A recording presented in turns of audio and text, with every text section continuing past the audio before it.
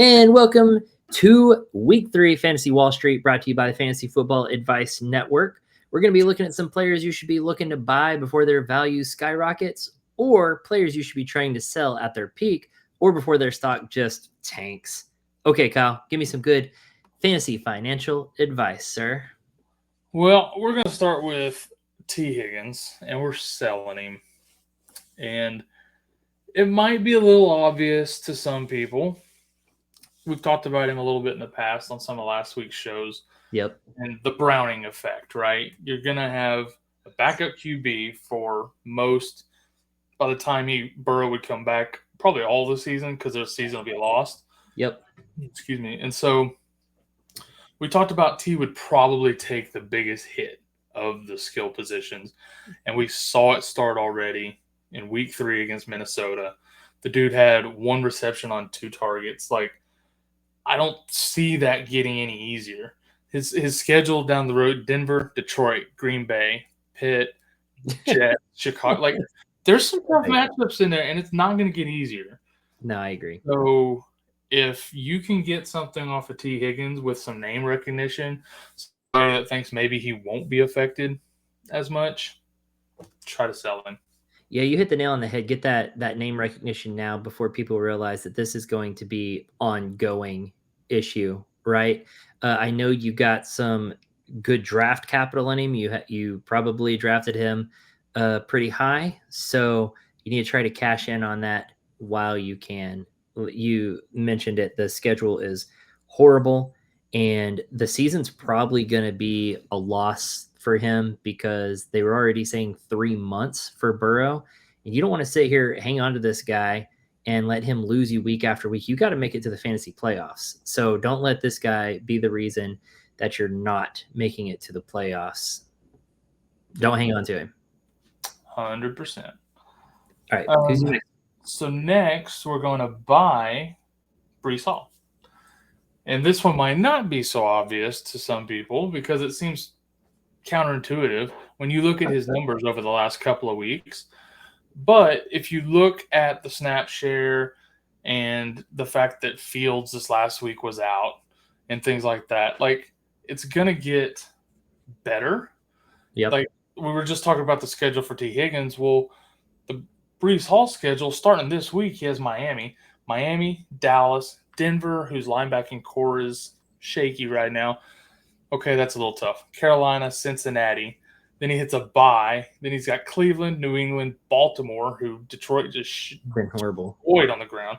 Like, that is a fantastic schedule with elite snap share, and things are going to open up. Like, give me Breece Hall all day at his current value.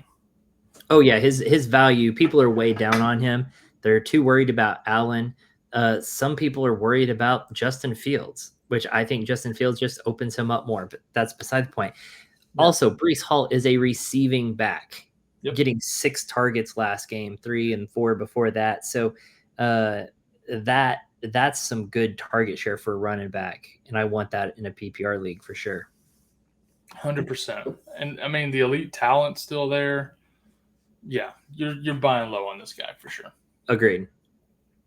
All right, so now we're going to jump over, and we are going to sell DeAndre Swift. And I know he's getting, good amounts of carries, a handful of catches a game. He's just not doing anything with them. He's so inefficient with his touches. Against Dallas, he had a 10-point fantasy day. Against Dallas, we're one of the worst defenses in the league. Now, I understand that maybe run stopping is our strength. We're still not good at it. It's just the best part of our terrible defense right now. But he's just not that good. And so I think the rookie, Monongai, pronunciation. However you say it. And Rashawn Johnson, as he gets healthier, I think both of them end up carving out a pretty good chunk of what's going on in this backfield. I think you'll end up start seeing those guys work in similar to the way Allen and Tootin are kind of working into that Jacksonville backfield. I think you'll start seeing some of that splitting going on in Chicago soon. Yeah, I had higher hopes for Swift this year, I'm not going to lie. And he just hasn't done anything with the opportunity. And that worries me because he's had a lot of opportunity.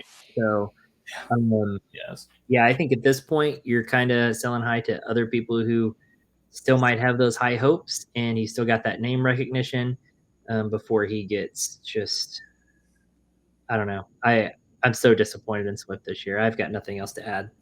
Yeah.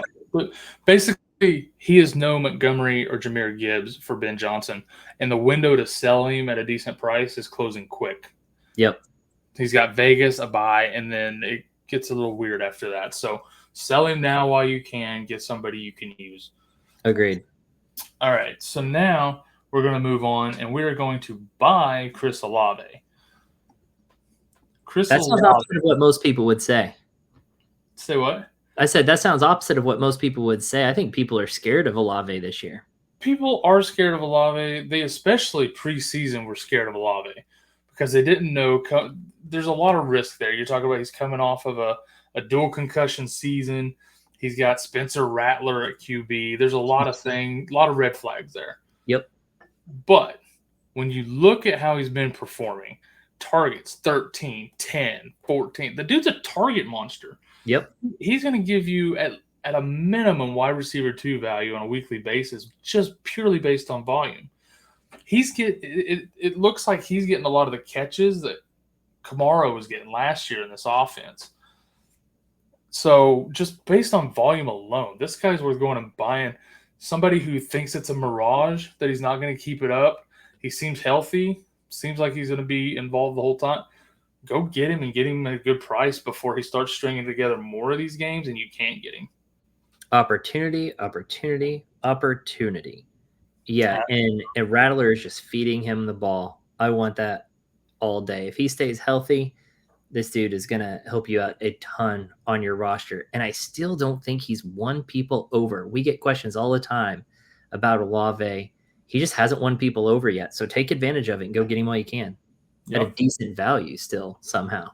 Yeah, he's very underrated because of those red flags that don't seem to be factoring in too much right now.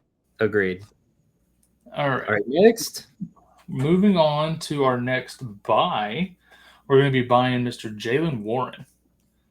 So this guy is the clear number one running back in this offense. Yep. Right.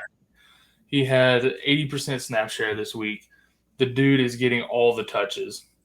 Now, did he have as good of a performance as maybe we'd hoped against New England, who is decent against the run, but some people have still been able to run against them? No, I would have expected a little bit more. 13 points is But, 6 targets, 18 carries, that's a workload. And he's got some matchups down the road. Look at, he's got Minnesota, a bye, and then he comes back against Cleveland, Cincinnati, Green Bay, Indy, Chargers, Cincy again, Chicago, Buffalo, Baltimore.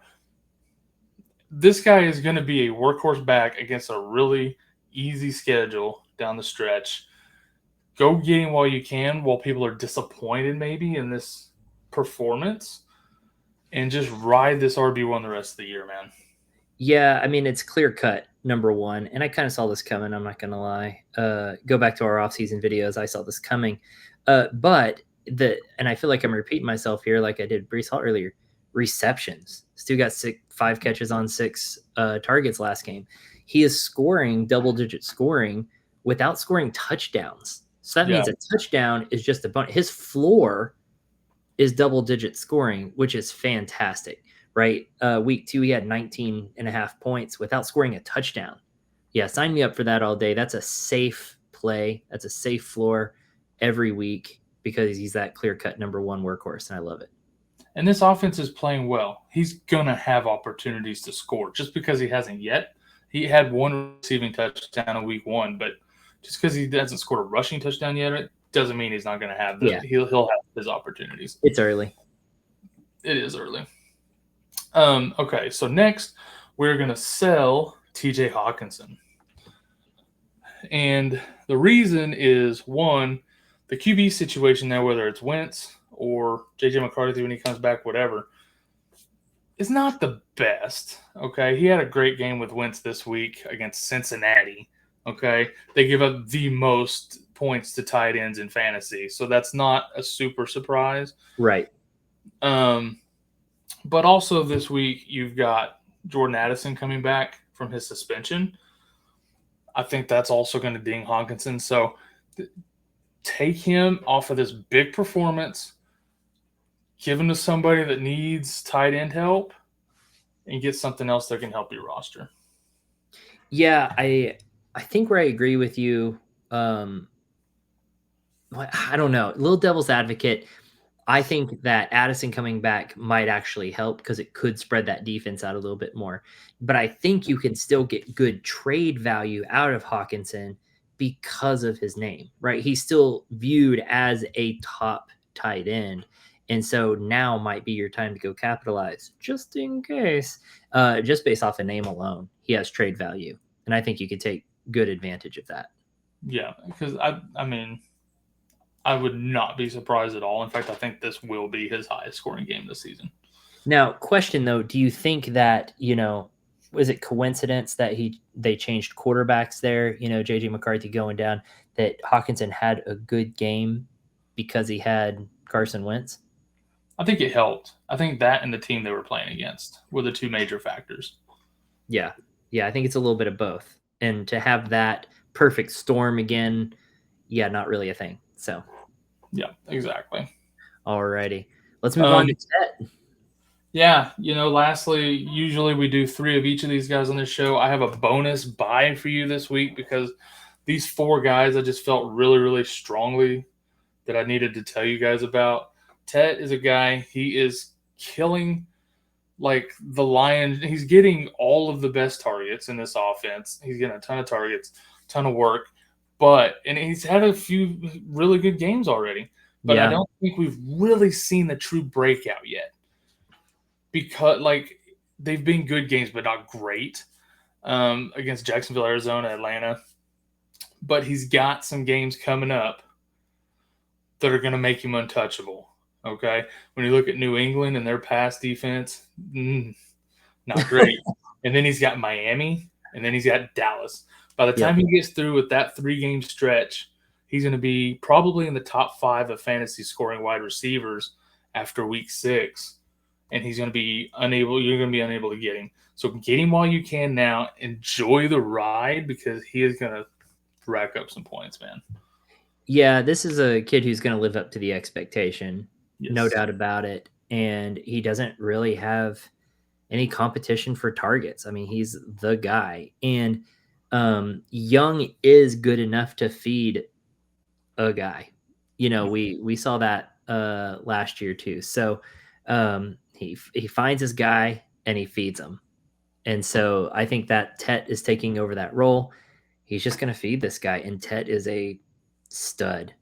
So yeah, go get him. Like I said, he hasn't really shown out quite yet, but it's kind of, if he's already doing this good this early in his career, it's only going to go up from there, his performance. So get him while you can.